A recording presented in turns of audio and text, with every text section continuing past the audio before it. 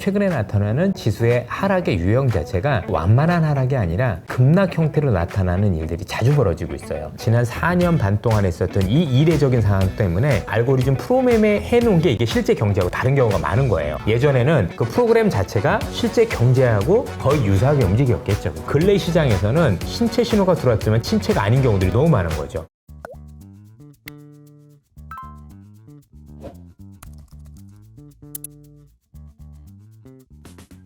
안녕하세요, 이호석입니다. 오늘은 이선엽 이사님 모셨습니다. 안녕하세요. 네, 안녕하십니까. 네, 워낙 또 훌륭한 인사이트를 나눠주고 계시지만 이번 혼란스러운 장에서 일약 스타로 등장하신 것 같아요. 운이 진짜 좋았습니다. 운이 좋았어요. 예. 그러니까 주가 빠진 날 이제 또 그 모 방송에 나가셔서 네, 정신 차리세요! 이렇게 딱 사야 된다라고 사야 말씀드렸죠. 된다고 얘기하셔가지고 많은 분들이 이제 그 호응해주고 계시는데 일단락은 된 것 같아요. 예. 이제 그런 부분들에 대해서 이제 오늘 한번 또 다시 짚어볼 필요가 있는 것 같은데 그때 이제 저한테 이제 카톡으로 효소가 이 유튜버들 중에 뭐 시장을 제대로 얘기하는 사람이 없다. 답답하다. 이런 얘기를 해주시면서 맞아요. 그럼 한번 나와서 얘기해주세요. 그래서 이제 좀 오늘 오시게 된 건데 네. 그게 좀 어떤 게 좀 답답하셨어요? 그때 당시에 이제 그런 부분들. 예, 이번에 그 하락과 관련해서 제일 문제가 됐었던 건 뭐냐면 하락의 문제가 아니라 대부분의 분들이 하락의 폭을 보고 시장을 읽으려는 습성들이 강하신 것 같아요. 예를 들어서 뭐 고점 대비 20% 하락하면 경기 침체를 반영하는 거고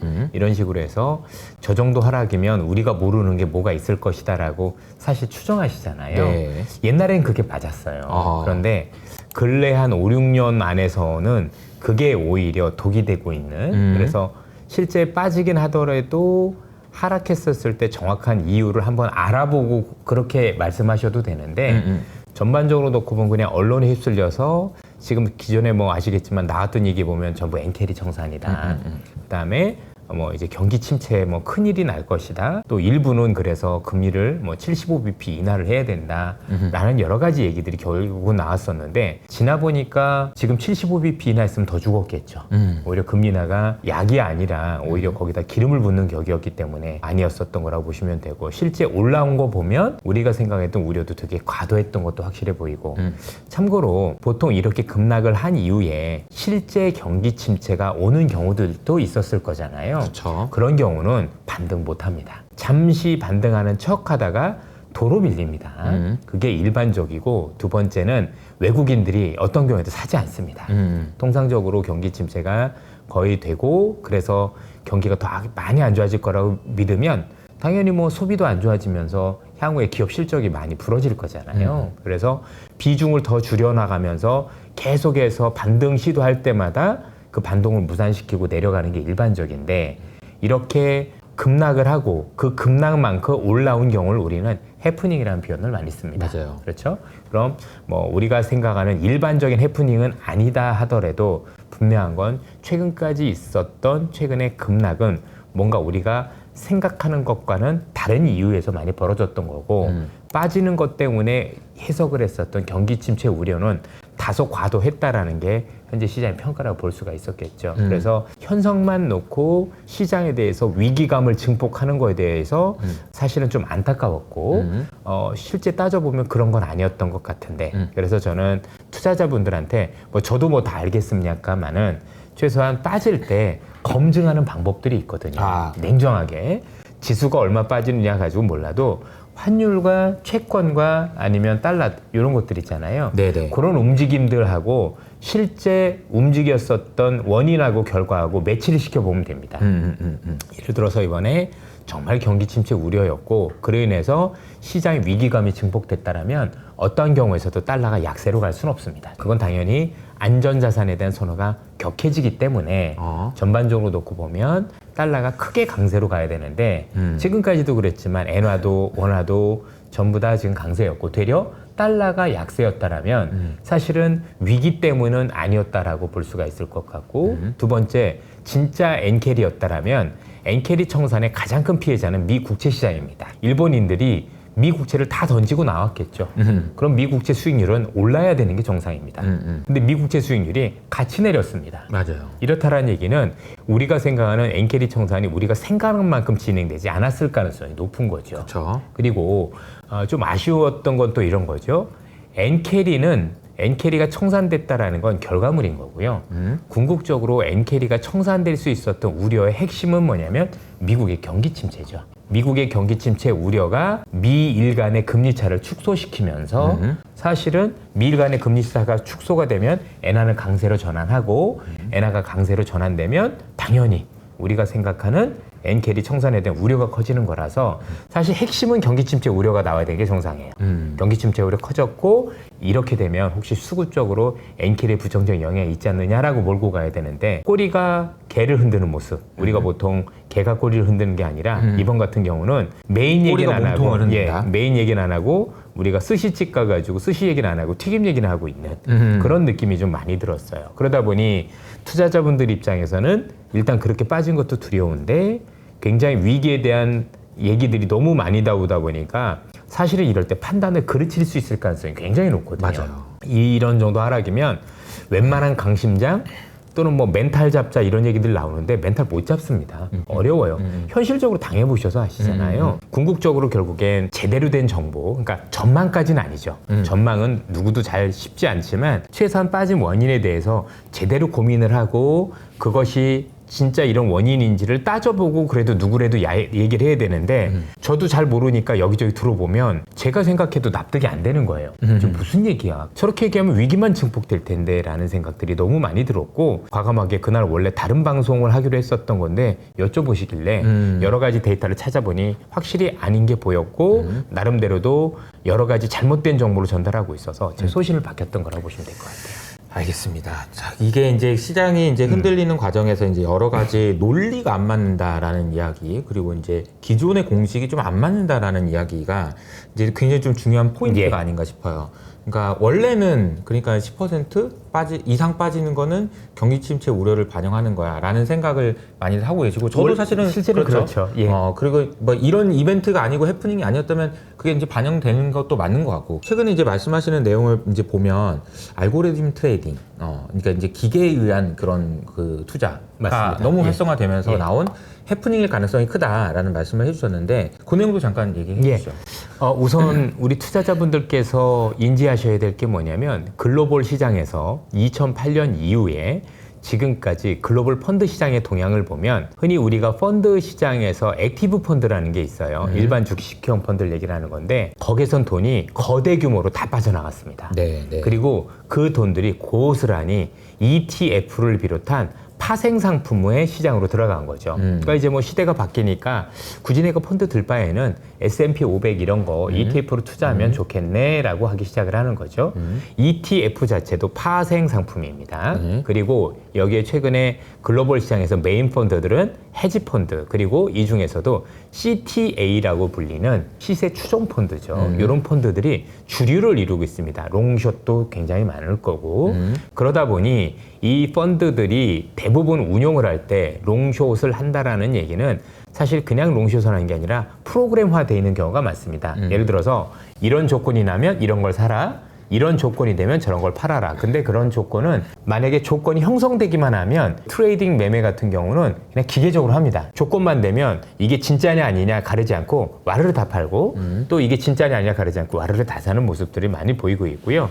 그래서 근래 시장에서 특히 2018년을 기점으로 해서 지금까지 지수가 움직임이 실제 위기나 실제 좋은 것보다 되게 과장되는 모습들이 자주 보입니다. 그러니까 오르면 더 오르고 하락하면 굉장히 하락을 하고 문제는 오를 때도 문제지만 하락할 땐 더 크게 나타나는데요. 먼저 파는 게 임자 이런 식으로 이제 빨리 파는 거죠. 왜냐면 먼저 팔아서 지수가 급락을 하면 그때 다시 사면 되니까. 이것 때문에 또 다른 알고리즘이 건드려져요. 맞아. 이 정도 되면 더 팔아라 뭐 이런 것들이 그래서 알고리즘이 알고리즘을 부르고 그렇죠. 알고리즘이 알고리즘을 부르는 게 나왔는데 이번에 그게 명확하게 나왔었고 건드려진 알고리즘 같은 경우가 이번에는 잘못된 시그널 때문에 나왔다라는 거죠. 예컨대 어떤 시그널을 잘못 건드린 거냐면 일단은 당연히 그 알고리즘 내에서 이번에 트리거가 됐던 거는 미국 경기 침체 우려를 반영했던 거고 잘 기억하시겠지만 우리는 지난 몇 년간 기존에 알던 경제학적 또는 통계적 상식이 맞지 않는 시장을 경험하고 계십니다. 지난 4년 반 동안 코로나로 인해서 있었던 정말 이례적인 경제 상황으로 인해서 기존에 우리가 봤었던 통계학적 모델 또는 우리가 알고 있었던 기존의 경제학적 지식 이런 것들이 실제 잘 안 맞는 경우들이 굉장히 등장을 하고 있고, 제롬 파월 의장은 대놓고 요즘 뭐 샤메룰 아니면 장단기 금리 이런 통계적 규칙성을 얘기하고 있는 것 같은데라고 하면서 애써서 이런 거 보지 말라고 통계라고 했어요. 예, 통계라고. 대놓고 통계라고 했어요. 그래서 그런 거 보지 말라고 대놓고 얘기를 했었습니다. 자꾸 장단기 금리 그거 아니라는데, 샤메 법칙 그거 아니라는데 왜 자꾸 그런 걸 들이대라고 공식적으로 얘기를 했고, 이 샤메 룰을 만든 클라우디아 샴도 최근에 8월 8일에 있었던 블룸버그 기고문을 통해서 내가 만든 이 룰이 지난 4년간의 이례적인 사례로 인해서 현재 잘 안 맞는, 그리고 보지 말아야 될 리스트에 올라가 있다라고 공식적으로 어나운스를 했습니다. 그런데 문제는 우리는 그렇게 얘기를 했지만 프로그램은 그렇지 않았던 거죠. 프로그램은 그런 것들이 이미 데이터화돼서 들어가 있었을 거고, 특히 지난해와는 다르게 지난해는 장단기 금리 역전이 돼서 경기 침체 우려 들어갔었을 때 알고리즘이 작동을 안 했는데 이번에 작동을 한 건 그게 고용이란 걸 건드려서 그렇습니다. 그렇죠. 실업률이랑 예. 4.3이라는 숫자가 쫙 올라가니까 결국 이렇게 하면 경기 침체 우려가 커졌고, 경기 침체가 우려가 커진 즉시 미국에서는 미국채 10년물부터 미국의 금리가 추가 금리 인하를 반영을 한 거죠. 그쵸. 그래서 국채 수익률이 급락을 했고, 급락을 하는 상황에서 그 일전에 7월 31일 날 일본이 금리 인상을 하고 추가 금리 인상까지 하면서 미일 간의 금리 차가 급격하게 축소가 됐을 겁니다. 이러다 보니 당연히 엔화는 초강세로 전환이 됐을 거고, 그동안 글로벌 시장에서 엔화에 대한 쇼 포지션, 즉 엔화 약세를 이렇게 포지션했던 글로벌 역사상 가장 큰 규모였었습니다. 그래서 이게 강제 청산되는 그런 일이 일어났고, 당연히 롱숏 펀드 중에서 숏 포지션이 N이었던 거예요.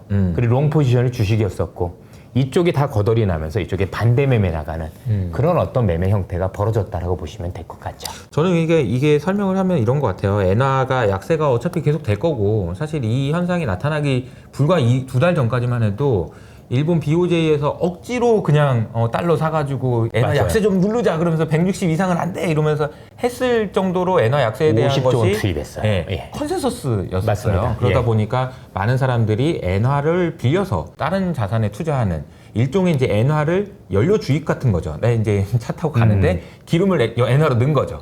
그리고 나서 이제 미국 주식도 사고 빅테크도 사고 그랬는데, 아이쿠 그러면서 이제 다시 이게 우왕좌왕이 거꾸로 돼버리는 되는, 예. 그런 상황이 된 거 아닌가라는 생각이 드는데, 이게 말씀하신 내용 중에 이제 제가 질문을 하고 싶은 게, 예. 사실은 이제 알고리즘 트레이딩이나 이런 것들에서 기계에 의한 것이 사실은 그 ETF랑은 좀 다른 개념이긴 하잖아요. 그럼요. 그러니까 ETF는 그냥 우리가 흔히 드는 ETF, S&P 500 이런 것이 이제 크니까, 이제 CTA 펀드를 포함해가지고 이런 알고리즘 매매가 변동성을 키운다 이런 부분은 알겠는데, 도대체 얘네들이 얼마나 하고 있는 건지, 이번에 얼마나 청산됐는 건지도 모르겠고, 그래서 앞으로 또 나온다는 건지 어쩐 건지 이런 거를 우리가 알 수 있는 방법이 없으니까 더 불안해지는 거 아닌가. 그럴 그리고 수 있죠. 말씀하신 대로 이게 원래 10% 빠질 게 20% 빠지는 일이 일상적으로 이제 되고 있다라고 생각해 보면 일이 또 일어날 수도 있다는 얘기일 가능성도 있죠. 없다라고 얘기할 수는 없죠. 맞아요. 예. 그럼 우리가 어떻게 대응을 해야 되나 이런 게 좀 고민이에요. 사실 여러 차례 맞아본 경험이 있는데, 예를 들어 이번에도 그랬지만 우리가 코로나 때도 이런 비슷한 경험이 있었고, 근데 코로나 때 적절한 이유가 있었었죠. 그다음에 2018년 10월 그 당시 아마 제롬 파월 의장이 되게 실수를 했었던 기억 나실 거예요. 요때도 그랬었고, 그래서 최근에 나타나는 지수의 하락의 유형 자체가 뭔가 완만한 하락이 아니라 굉장히 급락 형태로 나타나는 일들이 자주 벌어지고 있어요. 지금도 뭐 ETF 말씀을 주셨지만, 이런 어떤 CTA 펀드라는 데 이런 데서 주식을 담을 때 주식 담는 게 아니라 ETF를 담는 경우도 많거든요. 그러니까 자동으로 ETF를 쏟아내면 지수가 다 거덜나고, 특히 요즘 같은 경우 ETF를 지수형보다는 그런 큰 펀드들 같은 경우는 특정 섹터 펀드들을 많이 담게 돼요. 당연히 뭐 미국 내에서도 매그니피션트 7이라고 불리는 어떤 빅테크 기업들, AI 관련 기업들이 되게 좋았을 거니 그것만 주로 비중을 많이 높여서 담았을 거니까 그게 더 많이 됐었을 거고, 특히 뭐 최근까지도 일본이 워낙 좋다라고 얘기를 많이 하니까 일본도 굉장히 비중 있게 있었을 거고요. 그쵸. 그렇죠. 그런 과정 속에서 이 관련 국가들이 더 큰 피해를 봤다라고도 볼 수가 있겠죠.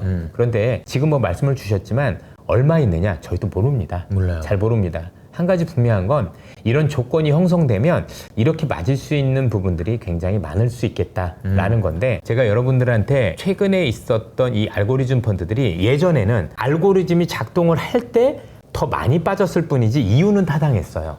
그래 맞아. 뭐 알고리즘이 비록 기계가 팔긴 해서 더 많이 빠지긴 했지만 빠질 게 빠진 거지 아닌 게 아니야라는 건데 이번엔 그렇지 않았다라는 게 좀 다른 부분인데요. 이게 왜 그러냐면 앞서도 말씀드렸지만 지난 4년 반 동안에 있었던 이 이례적인 상황 때문에 그동안에 있었던 알고리즘 프로그램에 해놓은 게 이게 실제 경제하고 다른 경우가 많은 거예요. 아하. 예전에는 그 프로그램 자체가 실제 경제하고 거의 유사하게 움직였겠죠. 그렇죠? 예를 들어서 얘네가 먼저 경기 침체를 반영해서 빠졌으면 실제 경기 침체가 온다거나 이런 일들이 거의 대부분 약간의 시차만 있을 뿐이지 그대로 일어났는데 근래 시장에서는 실제 침체 신호가 들어왔지만 침체가 아닌 경우들이 너무 많은 거죠. 예컨대 우리 장단기 금리도 아까 얘기돼서 그렇지만 그쵸. 미국의 경기 선행 지수가 지금 몇 달째 하락인데 지금 아직도 그렇죠? 경기 침체 우려는 여전히 덜 하기도 하고 여러 가지 면에서 기존에 우리가 생각했었던 그런 기존의 어떤 생각들 또는 데이터들 아니면 알고리즘이나 아니면 프로그램에 놨던 것들이 실제 경제와 맞지 않는 일들이 너무나도 많아지다 보니까 가짜 시그널에 실제 지수가 많이 움직이고 그러면서 이게 가짜 시그널을 알게 되면 그대로 복원이 되는. 그러니까 이번 같은 경우는 시그널이 가짜였던 게 맞아요.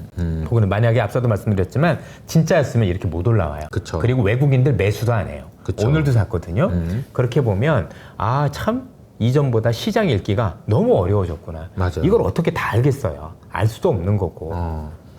저의 설명은 이렇습니다. 월스트리트하고 메인스트리트가 너무 이제 따로 논다. 그런 것 같아요. 그냥 적당히 올라가고 요만큼 이 정도 수준에서 움직이는 게 아니까 양적 완화 시작한 데부터 시작했고 코로나 때 더 심해져서 맞아요. 이게 벌어졌는데 더 벌어져서 그렇죠. 얘가 움직이는 게 얘 움직이는 게 영향을 안 주는데 얘는 혼자만 움직이고 맞아요. 있고 하니까 이게 투자 판단하는 데 있어서 기존의 방식대로 하면 안 된다는 생각이 너무 많이 예, 드는 거예요. 그래서 그때마다 꼼꼼히 따져보는 수밖에 없는 것 같아요. 그러니까 통계학적인 유의성도 중요하고 우리가 기존에 봤던 경제학적인 그런 상식들도 굉장히 중요하지만 이게 이번에도 맞는지 안 맞는지는 하나하나 꼼꼼히 따져보지 않으면 오히려 그 통계를 맹신한다거나 아니면 특히 모델 쓰시는 분들 같은 경우는 그쵸. 제가 볼 때 이번 장에서 99% 망했을 거예요.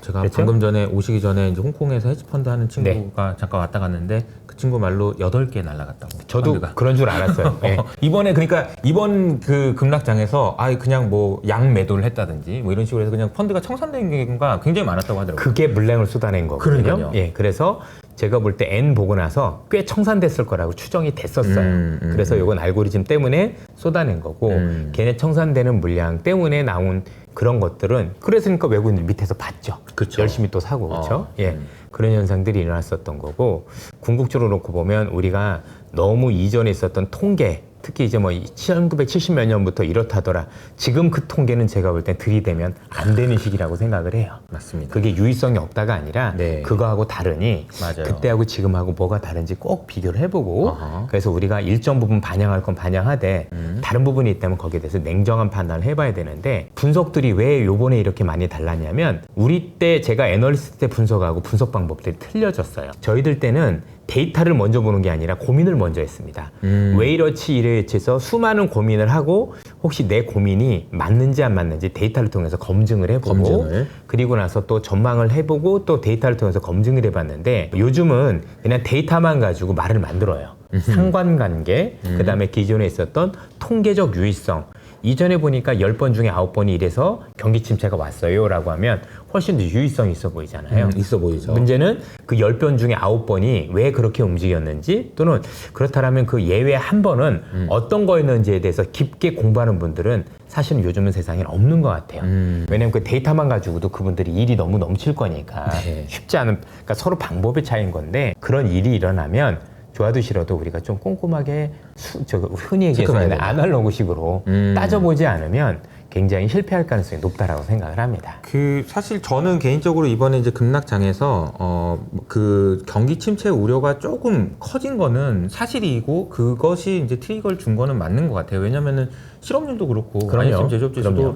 그러면서 이제 트리거를 줄 만한 그런 숫자들이 나온 건 사실인데 그 정도는 아니다. 그렇죠. 이런 건 것 맞아요. 같아요. 샤메 룰이라는 것도 샤메 룰을 얘기하시는 분은 많지만 이 샤메 룰이 정확하게 뭔지 얘기하신 분들은 또 있는가에 대해서 좀 고민은 필요한 것 같아요. 그냥 단순히 더하기 빼기인데. 그것도. 예, 이게 뭐 샤메 룰을 얘기하신 분들 뭐 틀린 얘기는 없죠. 중요한 게 뭐냐면 지난 1년간의 실업률 최저치에서 최근에 근 3개월 동안의 평균이 그때하고 0.5% 차이가 나면 이미 경기 침체에 진입한 걸로 보는 거죠. 그리고 이 샤메 룰을 만든 목적 자체는 경기 침체 여부를 판단하기 위해서 만든 게 아닙니다. 기본적으로 샤메 룰은 이미 경기 침체에 들어갔을 건데 그 경기 침체가 초입이라고 보고 어느 시점에 재정을 투입하면 추가적인 경기 하강을 막을 수 있는지에 대한 고민을 하기 위해서 만든 지표거든요. 그런데 지금 우리는 마치 이게 경기 침체를 맞추는 선행지표이냐 이렇게 얘기하거나 아니면 언론에서도 얘기하신 분들도 저는 너무나도 많이 봤고 또는 이 용도와 다르게 생각하는 것도 좀 아쉽죠. 그러면 많은 언론들이나 아니면 분석하시는 분들은 최소한 이 샤메 룰이 작동됐을 때는 이번에도 0.53이니까 작동을 했죠. 작동을 하면 이미 경기 침체가 들어가서 한 분기가 지난 다음이어야 돼요. 그렇죠? 이전에 다 그랬고 그 샤메 룰의 데이터가 그렇거든요. 그러면 우리가 지난 분기가 과연 마이너스였냐 얘기죠. 침체 아니었잖아요. 맞아요. 그러면 최소한 이번에는 기존에 있었던 샤메 룰이 작동을 잘 안 하네 또는 이전보다 유의성이 떨어졌네라고 얘기를 해주셔야 되는 게 정상인 거지. 오히려 이걸 가지고 이런 게 들어왔으니까 경기 침체 우려가 커져서 굉장히 겁을 먹으십시오 이렇게 얘기하는 건 아니더란 얘기죠. 최소한 이 샤메 룰이 만들어진 목적에 대해서도 시장에서 얘기를 해줘야 되고 또 이미 샤메 룰이 작동했을 때는 경기 침체가 진입한 건데 지금하고도 다르다는 사실을 인지를 해주셔야 되고 네. 특히 이 샴이라는 분이 본인이 직접 기고문을 통해서 아니라는데 만든 사람이 아니라는데 아니라는데. 왜 이래라고 얘기를 했고 다만 그분도 방향에 대해서는 경기가 좀 안 좋아지고 있는 것 같다라고 그래서 빨리 조치를 취해야 된다 이 말씀을 주셨지만 이번에 아닌 가장 큰 이유가 뭐였냐면 결국 실업률이 올라오는 이유가 다르다라는 거죠. 보통 실업률이 올라올 때는 이 샤메 룰이 작동하기 위해서는 해고가 많이 늘어야 사실은 유의성이 있는 건데 이번에 해고가 많이 는 게 아니라 이민자들이 많아지면서 일하려는 사람들이 많이 늘어나는 게 핵심이었어요. 그걸 제가 아니라 샴이라는 분이 직접 그렇게 기고문을 썼어요. 내 거 이거 제대로 보려면 해고 많아야 되는데 이번엔 그게 아니야. 그래서 예외적인 상황이 벌어졌기 때문에 이전과 같이 보면 안 된다라고 공식적으로 얘기를 했다라는 거죠. 그러면 이 샤메 룰에 대해서 좀 더 깊게 공부를 했으면 처음부터 이게 이번 실업률은 그런 실업률이 아니고 실제 제가 보니까 최근 실업률과 관련해서 사실 미국의 허리케인 이렇게 얘기하신 분들도 그 얘기도 맞는 얘기잖아요. 그래서 좀 더 따져봤으면 이게 그렇게까지 겁을 줄 건 아닌데 아까 얘기했던 것처럼 요즘 거짓 신호를 너무 많이 주는데 그 거짓 신호에 기계가 반응을 한 거고 그 기계 반응을 보고 마치 이게 진짜 경제가 이렇게 되는 것처럼 너무 앞서 나가는 사후적 해석은 문제가 있다라는 거죠. 네. 예. 통계와 관련돼서 저도 이제 경제지표의 비밀이라는 책에 보면 네. 첫 장에 이렇게 나와요. 세상에는 3가지 종류의 거짓말이 있는데 첫째 그냥 거짓말, 둘째 진짜 나쁜 거짓말, 그리고 셋째 통계. 이렇게 얘기하면서 경제지표를 공부하려고 앉아놨는데 그 글이 있어가지고 저도 이 사람이 왜 이렇게 쓴 거야. 근데 사실은 통계는 해석하기에 따라서 얼마든지 조작도 가능하고 그럼요. 그래서 이제 파월이 이거 통계다라고 얘기한 거는 그거 보지 말라는 얘기기도 해요. 대놓고 그래요. 지금 그러니까요. 대놓고 보지 말라고 그래서 장단기금이와 샤메를 보지 말라고 대놓고 얘기하고 그러니까요. 계시거든요. 그 전날이었어요. 네. 그래서 이제 근데 그렇게 보지 말라고 강하게 얘기할 수 있는 이유는 사실은 기존의 방식대로 설명하면은 그건 아니다. 경기 침체는 아니다. 그런데 샴조차도 그 방향으로 가고 있으니 조심을 해라라는 얘기를 한 거라서 여전히 경기 침체에 대한 우려는 경기 침체가 올 때까지 계속되지 않을까 싶긴 하거든요. 저도 어떻게 될까요? 거기에 네. 대해서는 이견은 없는데요.